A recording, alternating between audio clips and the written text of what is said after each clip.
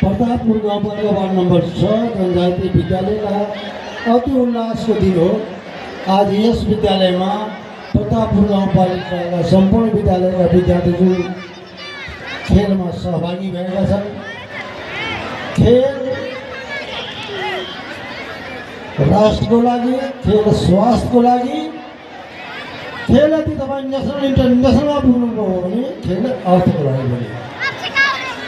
आज हाम्रो देश नेपाल सानो देश भए पनि विश्वमा खेलको विषयमा फड्को मारिरहेको छ।